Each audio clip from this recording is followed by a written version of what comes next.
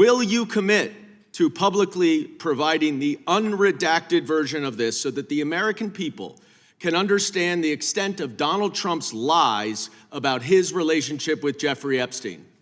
You're about as good of a lawyer today as you were when you tried to impeach President Trump in 2016. Have you apologized for that in 2019? So will you unredact this? Will you unredact this? You were lead counsel on that. Privileged. I'm asking you, will you unredact this? Privileged. 30 minutes before the country began replaying the clip on every cable network and every political feed, Congressman Dan Goldman rose slowly from his chair in the House Judiciary Committee, holding a single sheet of paper that looked almost ordinary until you understood what was buried beneath the black ink. The hearing had already stretched for hours, tension layered over exhaustion, members cycling through their allotted time while cameras caught every flicker of discomfort across the witness table.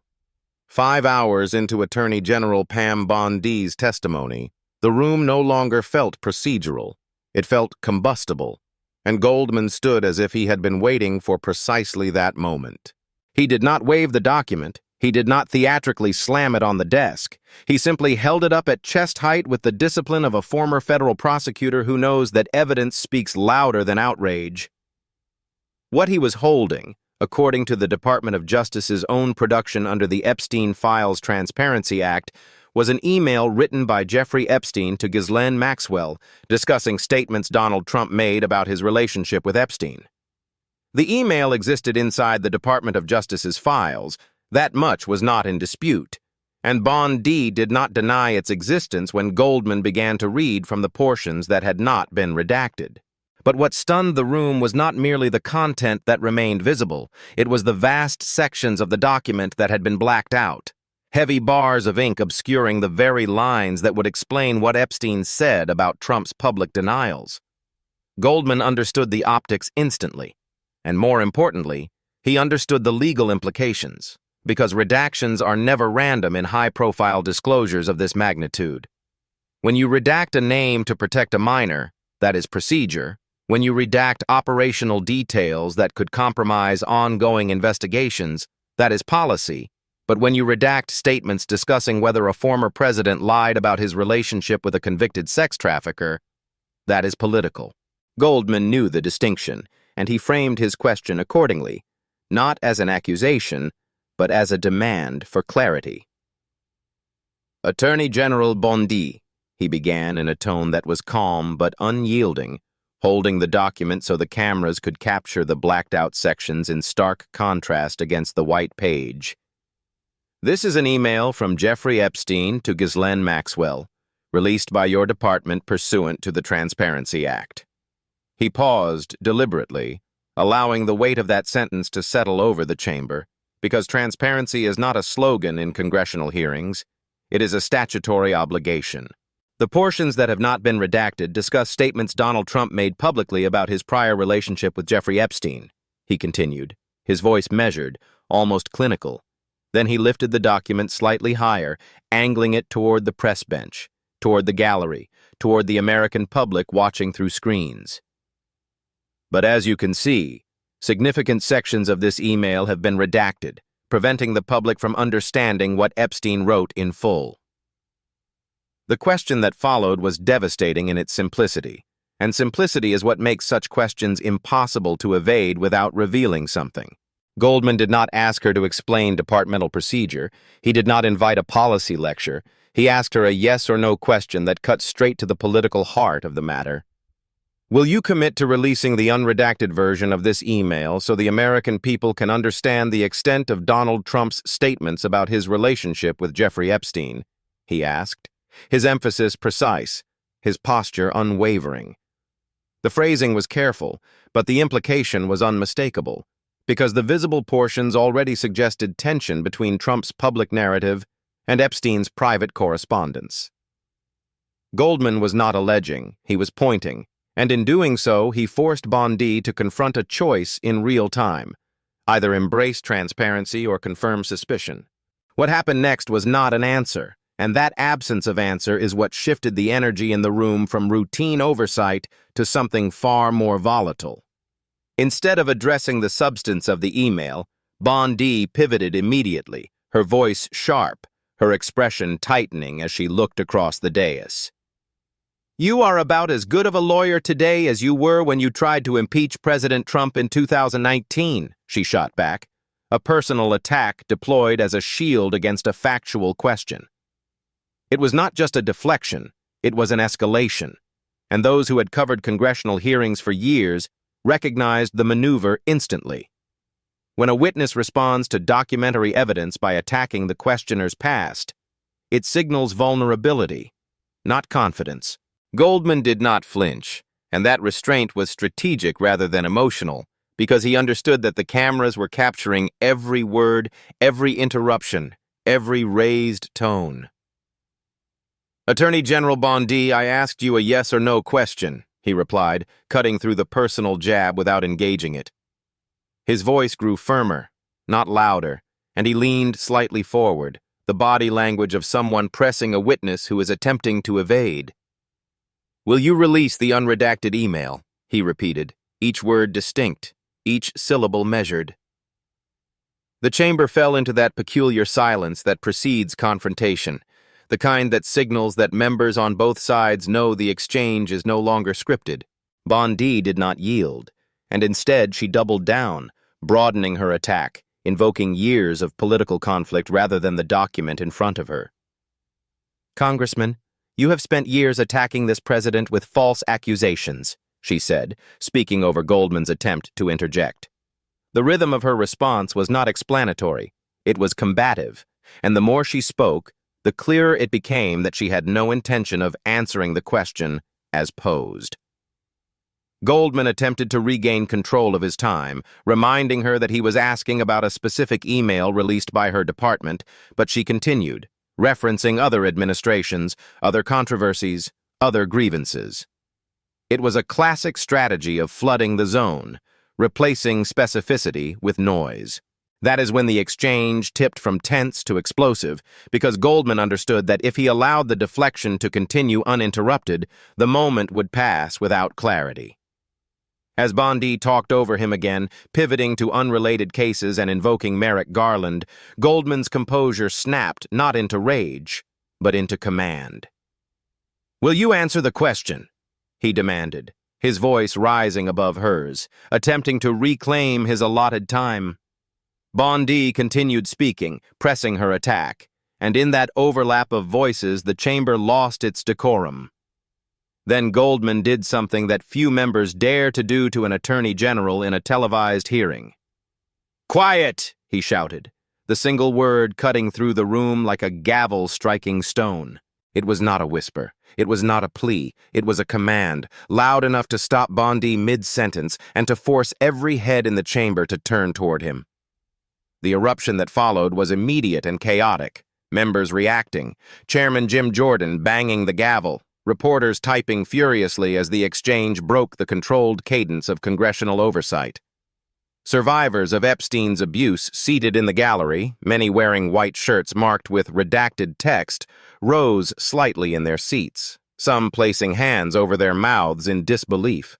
A congressman had just shouted down the Attorney General of the United States because she refused to answer a direct question about releasing evidence related to Donald Trump and Jeffrey Epstein. When order was partially restored, Goldman did not retreat. And that persistence is what made the moment historic rather than theatrical. He returned to the document, returned to the core question, as if the shouting had been merely a procedural interruption rather than a defining clash. "Attorney General Bondi, yes or no, will you release the unredacted version of the email from Jeffrey Epstein to Ghislaine Maxwell discussing Donald Trump's statements about their relationship?" he repeated, slower this time, ensuring the record was unmistakable. The cameras captured Bondi's expression, tightened jaw, eyes fixed forward, calculating. In that pause lived the entire political dilemma, because any answer carried consequences. She chose neither transparency nor confession, but a third path of procedural ambiguity, invoking legal standards governing redactions without committing to release.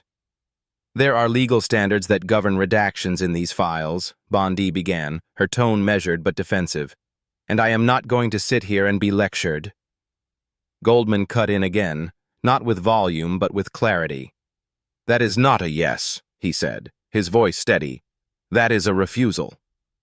And in that refusal, captured on camera, entered into the congressional record, the confrontation crystallized into something larger than a single email. It became a referendum on who the Department of Justice protects and why. By the time Goldman's questioning concluded, the hearing room had shifted irreversibly. No longer just a venue for partisan sparring, but a stage upon which evidence, redaction, and political loyalty collided in full view of the public. The email existed, Bondi did not deny it, and she would not release it unredacted, and those facts, simple as they were, reverberated beyond the committee room. Goldman had not proven a crime in that moment. Congressional hearings rarely do, but he had exposed a pattern that demanded scrutiny. He presented a document, asked a direct question, received no direct answer, and forced the nation to watch the refusal unfold in real time. And in doing so, he set the tone for what would follow, not just in that hearing, but in the broader fight over transparency, accountability, and the truth about Donald Trump's relationship with Jeffrey Epstein. What most viewers did not immediately grasp in the chaos of that exchange was that the confrontation had not begun with the email. It had begun with silence, and silence in a hearing room can be more damning than any shouted word. Before he ever lifted that redacted document, Dan Goldman had turned his attention to the gallery, where survivors of Jeffrey Epstein's abuse sat in white shirts marked with blacked-out text, a living indictment of the very practice under scrutiny. He asked them a simple question: whether they had attempted to contact the Department of Justice under Pam Bondi's leadership, whether they had requested meetings, whether they had offered information about powerful men connected to Epstein's network and received no response. One by one, then all at once, every survivor stood and raised a hand. The room froze again, but this time it was not because of political combat, it was because the image was unavoidable. Victims standing while the nation's top law enforcement officer faced forward, eyes fixed ahead, offering no acknowledgement. Goldman did not narrate the moment with theatrics, he allowed it to breathe, because sometimes the most powerful evidence is not documentary, but human. Survivors standing, hands raised, the Attorney General silent, and cameras capturing the tableau from every angle. That silence established context, and context is what transforms a redaction from bureaucratic routine into potential obstruction. Then Goldman transitioned to the email, and the shift was deliberate, almost prosecutorial in structure. First, demonstrate that the department is not responding to victims who say they have information about Epstein's broader circle.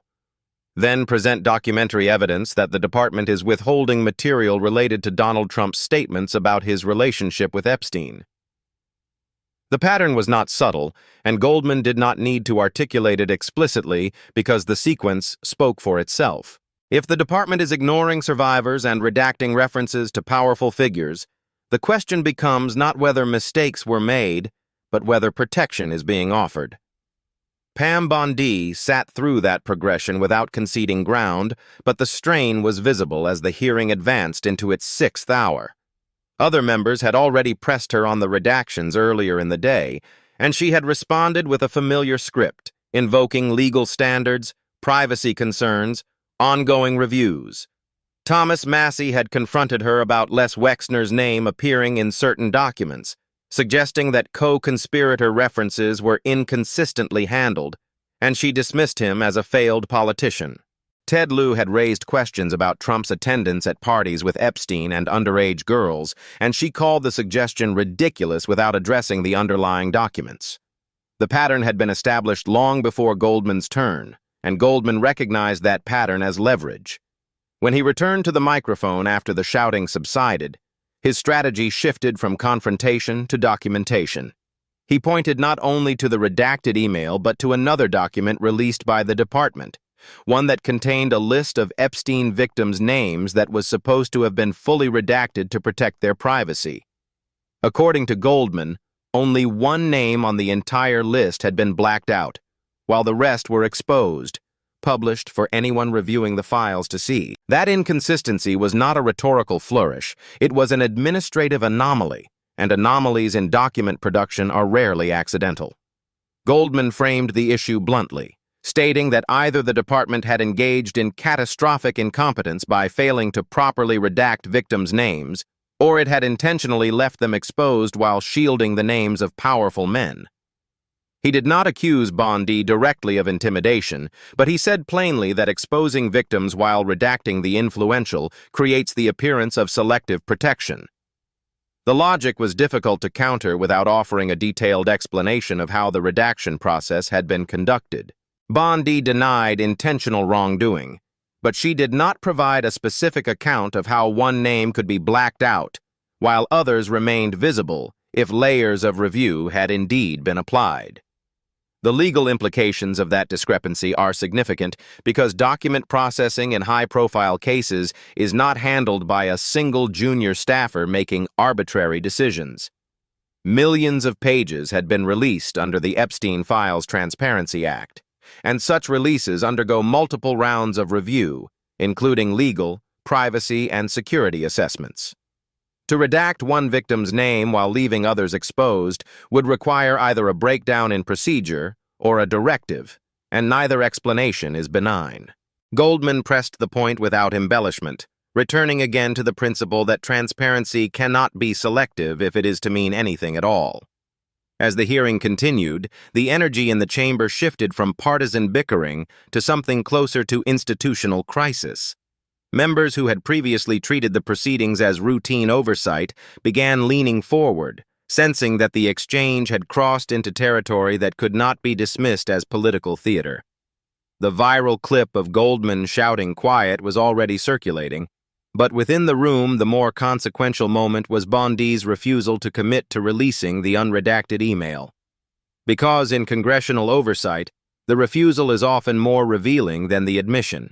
Goldman made that point explicitly, stating for the record that the Attorney General had declined to provide the full email, and that the public should understand that refusal in context. He did not allege what the redacted portions contained beyond the visible references to Trump's statements, but he underscored that if the email supported Trump's public narrative, there would be no reason to conceal it. That inference was not speculative, it was logical, and logic is difficult to attack without addressing the premise. Bondi did not challenge the existence of the email. She did not claim the redactions were mischaracterized. She simply invoked legal standards and moved on. The cumulative effect of these exchanges was to place Bondi in a position where every attempt to deflect reinforced the very pattern Goldman was outlining.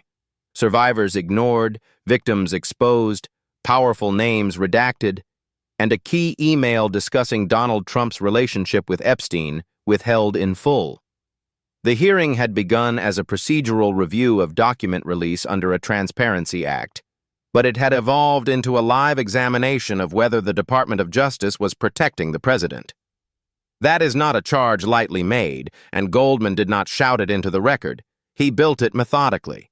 What amplified the moment further was the presence of survivors in the gallery, their white shirts emblazoned with blacked-out text that mirrored the redactions on the documents being discussed.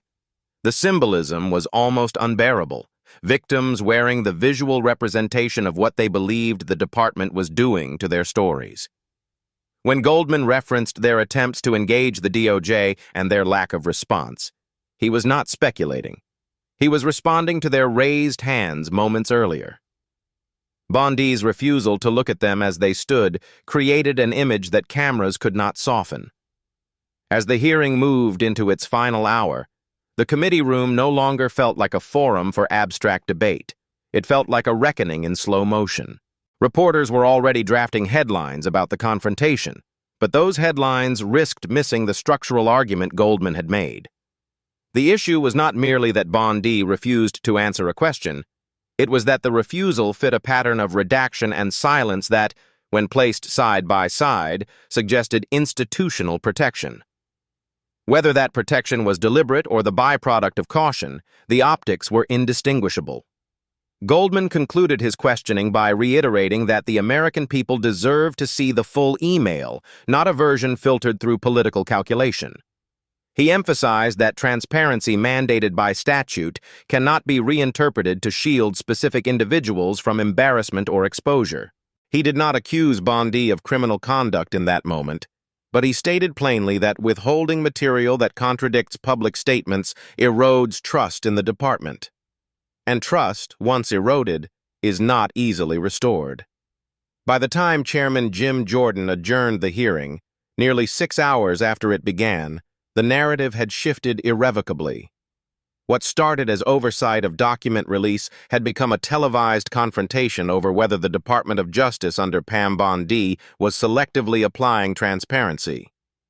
The clip of Goldman's shout would circulate widely, but the deeper impact lay in the documented refusal to release the unredacted email. The survivors left the gallery having been seen, at least momentarily, by the nation, even if not acknowledged by the Attorney General. The email still existed in the department's files, the redactions still obscured its full contents, and Bondi had still declined to commit to disclosure. Those facts were not undone by the adjournment. They remained on the record, immutable and waiting. And as lawmakers prepared for the next phase, whether through subpoenas, court action, or further hearings, the confrontation had set the stage.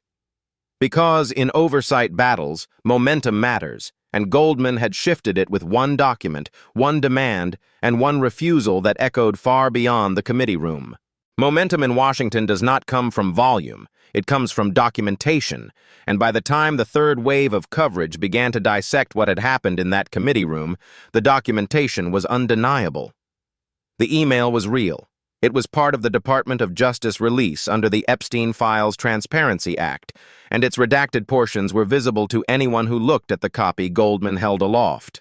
That visual alone carried force, because the American public has learned to read black ink not as protection of privacy, but as concealment of power. When you see entire paragraphs swallowed by thick bars of redaction in a case tied to Jeffrey Epstein, the instinct is no longer patience. It is suspicion. Goldman understood that instinct, but he did not rely on it. He relied instead on procedural logic, and procedural logic is harder to dismiss as partisan outrage. He pointed out that the visible portions of the email referenced Donald Trump's statements about his relationship with Epstein, statements Trump had repeated publicly for years, asserting distance, disavowal, minimal contact. If Epstein himself wrote to Ghislaine Maxwell about those statements, then the full context of what he wrote becomes materially relevant. Redacting that context while leaving fragments visible creates the impression that the omitted language is precisely the language that matters most. In legal practice, redactions are justified when disclosure would compromise an investigation, reveal confidential sources, or endanger individuals. But none of those rationales were articulated by Pam Bondi in that moment. She did not claim the email was part of an ongoing criminal case against Trump.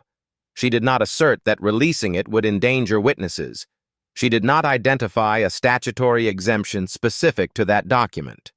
Instead, she invoked generic legal standards, a broad umbrella under which almost anything can be temporarily sheltered. Goldman recognized the gap between generic explanation and specific justification, and he made that gap visible without theatrics. The significance of the redaction lies not merely in what is hidden, but in what is revealed about the department's priorities. Millions of pages were released under the transparency mandate, and in those pages victims' names appeared with alarming inconsistency, some shielded, others exposed. Goldman highlighted that discrepancy not to score points, but to demonstrate that redaction decisions were not being applied uniformly. If privacy was paramount, why were so many victim names left intact while portions of an email referencing a former president were obscured? That asymmetry forms the backbone of the protection argument. Pam Bondi attempted to neutralize that argument by denying intent, but denial without explanation is insufficient when the documentary evidence suggests selectivity. She maintained that legal standards governed redactions, yet she did not outline who applied those standards, how decisions were reviewed, or whether political appointees had input into final determinations. In oversight hearings, specificity is credibility, and the absence of specificity invites deeper inquiry. Goldman did not need to accuse her of directing redactions personally. He only needed to show that the pattern aligned with political convenience. What makes this moment more consequential than a routine partisan clash is the historical context surrounding Epstein's network. The public has long suspected that powerful individuals received softer treatment than ordinary offenders connected to the same crimes. The perception, whether accurate or not, has eroded trust in institutions tasked with enforcing justice impartially. When the Department of Justice appears to redact references to a former president while failing to fully protect victims' identities, it reinforces that perception. Goldman's line of questioning tapped directly into that broader crisis of confidence. He emphasized that transparency mandated by Congress cannot be interpreted in a way that protects reputations at the expense of truth. The Epstein Files Transparency Act was designed to bring clarity, not to produce a curated narrative sanitized for political stability. If the department chooses to withhold portions of an email because they contradict public statements made by a sitting or former president, that choice transforms transparency into theater. Goldman's argument was not that every document must be released without review, but that review cannot be weaponized to obscure politically damaging content. The ripple effects of that argument extend beyond this single email, because if redaction decisions are influenced by political calculation in one high-profile case, the precedent contaminates future disclosures. Trust in the Department of Justice rests on the assumption that career professionals apply standards uniformly, regardless of party affiliation or personal relationships. When an attorney general refuses to commit to releasing a document that may contradict a president's narrative, that refusal invites questions about the independence of the department. Goldman understood that the question of independence was larger than the question of one email. In the hours following the hearing, legal analysts began parsing the transcript, noting precisely how Bondi framed her responses and where she avoided direct commitments. The transcript matters because it strips away tone and isolates language, revealing the difference between deflection and denial. Nowhere in her exchange with Goldman did she state that the redacted portions contained irrelevant or legally protected information unrelated to Trump's statements. She relied instead on general principles, and in doing so, she left open the inference that the redactions shielded politically sensitive material. Goldman also underscored that congressional oversight does not require proof of criminal wrongdoing to demand disclosure. Oversight is designed to prevent misuse of authority, not merely to prosecute crimes after they occur. By asking for the unredacted email, Goldman was exercising a core oversight function, seeking to determine whether the department was fulfilling its statutory obligation. Bondi's refusal to commit to disclosure therefore became not only a political flashpoint, but a constitutional tension between legislative inquiry and executive control. The broader political implications were impossible to ignore. Donald Trump had repeatedly characterized his relationship with Epstein as limited and severed, emphasizing that he banned Epstein from his properties and distanced himself long before Epstein's arrest. If Epstein's own correspondence contradicted that narrative, even implicitly, it would carry weight in the court of public opinion. The redaction of that correspondence therefore appears less like routine caution and more like narrative management. Goldman did not articulate that conclusion directly, but he made the circumstances visible enough for others to draw it. The presence of survivors in the gallery intensified the stakes, because their raised hands served as a reminder that this was not an abstract debate about political reputations. It was a case rooted in exploitation, abuse, and trauma, and the release of documents was meant to provide accountability and closure. When victims perceive that powerful figures are shielded while their own names are exposed, the moral calculus shifts sharply. Goldman's decision to juxtapose survivor silence with redacted references to Trump amplified the ethical dimension of his argument. Pam Bondi's posture throughout this phase of the hearing conveyed firmness but not resolution, as though she understood that any categorical answer could escalate the situation further. By choosing procedural ambiguity, she sought to preserve flexibility. But ambiguity under scrutiny often reads as evasion. The cameras captured that tension, and viewers interpreted it through their own political lenses, but the raw facts remained unchanged. The email existed, it referenced Trump's statements, and its most relevant portions were concealed. As the hearing's narrative continued to circulate, some commentators focused on Goldman's raised voice, portraying it as a breach of decorum, while others framed it as a necessary assertion of oversight authority. Yet decorum, while important, is secondary to substance in moments of institutional reckoning. The substance was that an attorney general declined to release a document that might contradict a president's public claims about his association with a convicted sex trafficker. That refusal, more than any shout, defined the gravity of the exchange.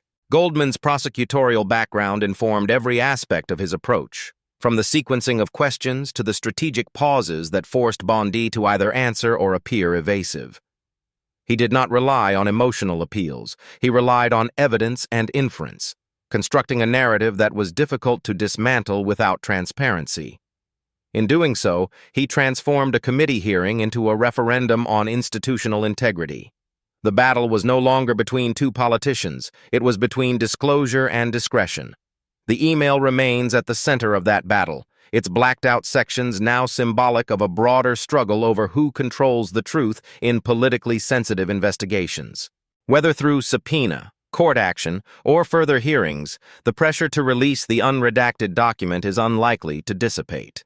Goldman's confrontation ensured that the issue would not fade quietly into bureaucratic obscurity.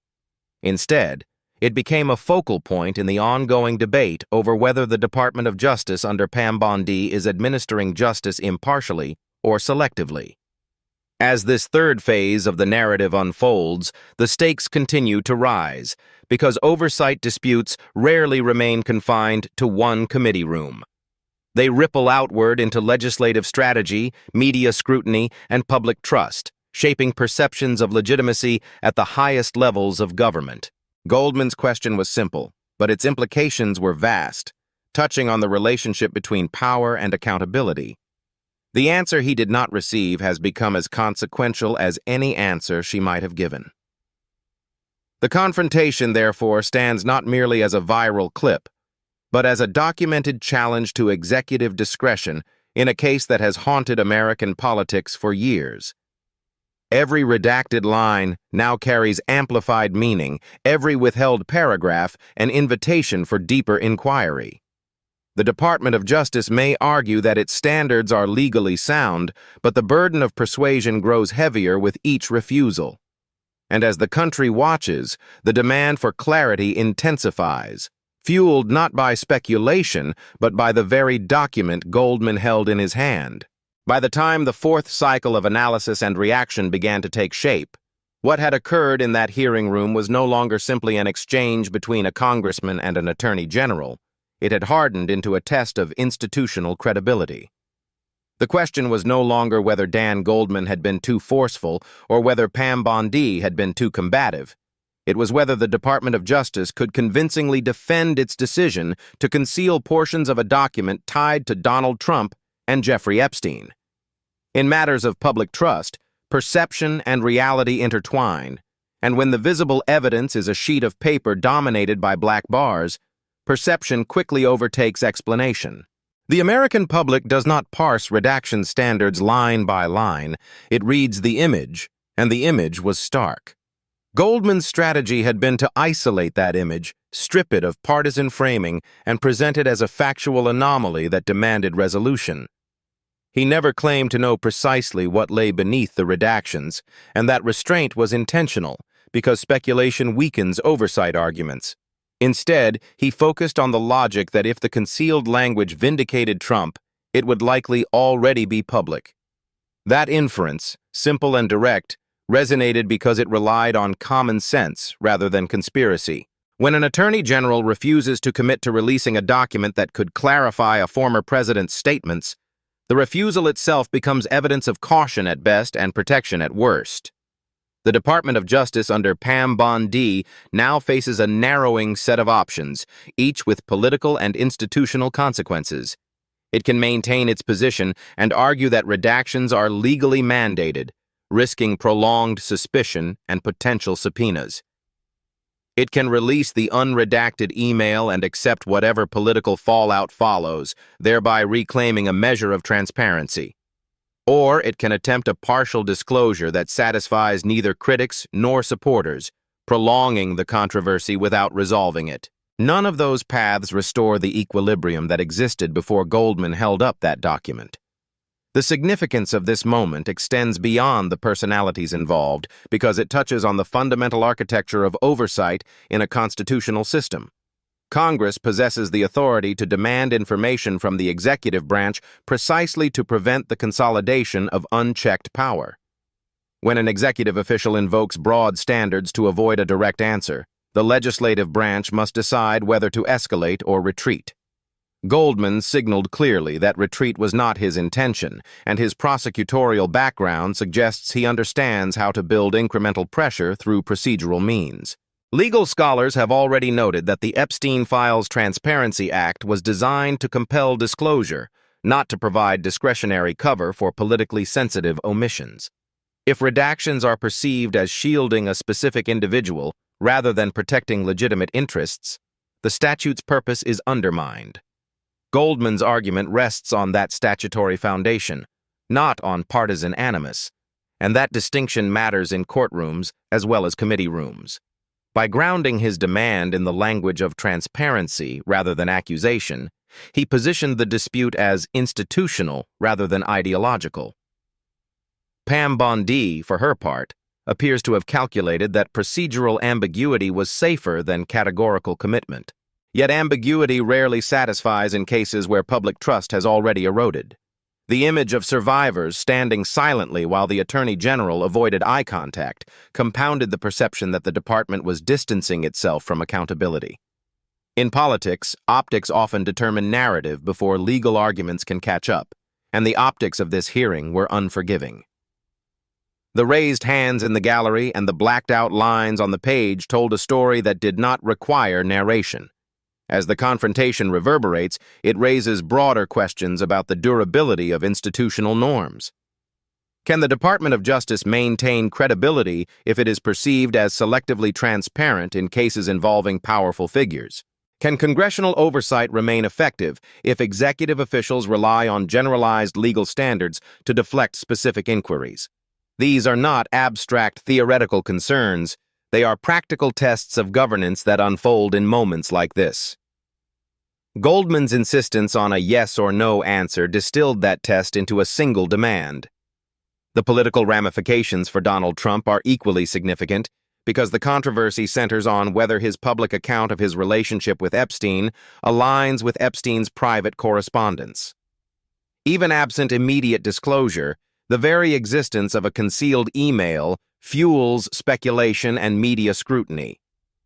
In modern politics, withheld information often generates more sustained attention than revealed information. Goldman's confrontation ensured that the redacted email would not fade quietly into archival obscurity.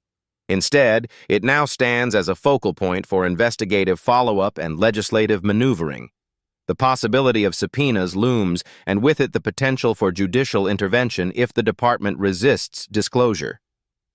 Court battles over document release are slow and complex, but they carry symbolic weight, signaling that oversight disputes have escalated beyond rhetoric.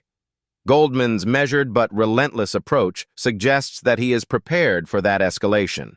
He did not frame the confrontation as a single dramatic clash. He framed it as the beginning of a process. That framing transforms the viral clip into a prelude rather than a climax. For Pam Bondi, the challenge is not merely legal but reputational. Attorneys general are expected to project independence, to rise above partisan allegiances, and administer justice evenly. When confronted with evidence that appears politically sensitive, the burden to demonstrate impartiality intensifies. Her refusal to commit to releasing the email may have been legally defensible under certain interpretations, but it was politically combustible. The longer the redacted document remains concealed, the more entrenched the perception of protection becomes. Goldman concluded the hearing by reiterating that transparency cannot be selective if it is to retain legitimacy. He emphasized that congressional oversight exists to ensure that justice is not administered according to status or influence. His closing remarks were not delivered with raised volume but with deliberate cadence, underscoring that the issue at stake was institutional integrity. The American public, he suggested implicitly, deserves clarity rather than curated disclosure. That appeal to principle resonated beyond party lines. The hearing's adjournment did not diminish the force of the confrontation. It amplified it, because unresolved disputes tend to gather momentum rather than dissipate. News cycles may shift, but documentary evidence remains, and the redacted email remains at the center of this controversy. Each day that passes without clarification reinforces the narrative that something consequential lies beneath those black bars.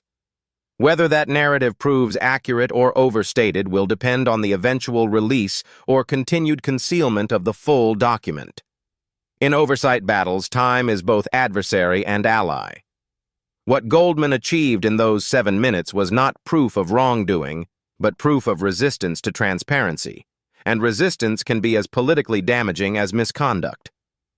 By isolating a single document and demanding a direct answer, he forced the Department of Justice to defend not only its redaction but its credibility.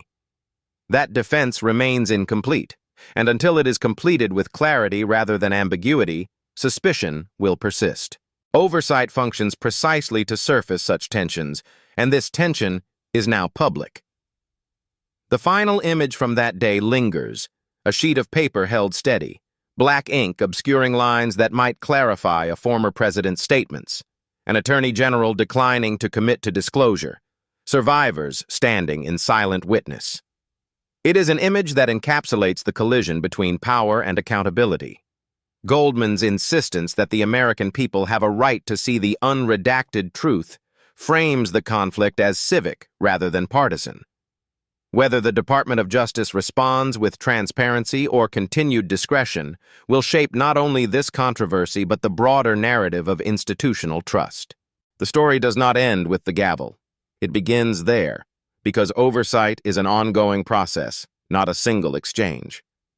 The redacted email, the raised voices, the raised hands in the gallery all converge into a single unresolved question. Will the Department of Justice under Pam Bondi release the full record and allow the public to judge for itself? Until that question is answered definitively, the confrontation will continue to echo. A reminder that in a constitutional democracy, power must eventually yield to scrutiny.